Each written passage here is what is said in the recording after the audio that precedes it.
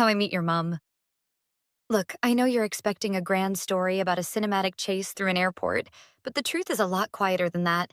And honestly, it's better. It started a few years back. It was raining. Not that soft movie drizzle, but that annoying sideways rain that ruins your shoes. I was stuck in a tiny, overcrowded coffee shop trying to balance a laptop and a leaking latte. I was frustrated, running late, and definitely not looking for the one. Then the door opened and she walked in. She wasn't glowing and the room didn't stop moving. She was just struggling with a broken umbrella that refused to close. She looked so genuinely defeated by this piece of plastic that I actually started laughing. She caught my eye, looked at the umbrella, and just said, "I think the equipment won today." The next Tuesday, I couldn't stop thinking about that laugh. It was so real. It wasn't a rom-com moment, it was just two people acknowledging that sometimes life is just a bit of a mess. I went back that Wednesday and Thursday.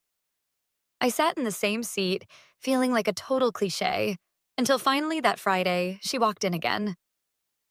This time, she didn't have an umbrella. She had a yellow raincoat that was 2 sizes too big. I didn't have a smooth line. I just leaned over and said, "Better luck today?" We ended up talking for 3 hours. We didn't talk about destiny or soulmates. We talked about how much we both hated the music in that shop and how we both wanted to travel but were too broke to do it. By Saturday, we were having dinner at a place with plastic tablecloths and cheap tacos.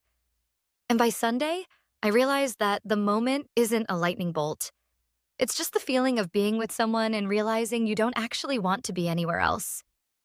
I didn't meet your mom because of fate. I met her because a cheap umbrella broke on a rainy afternoon, and for once in my life, I was brave enough to say something about it.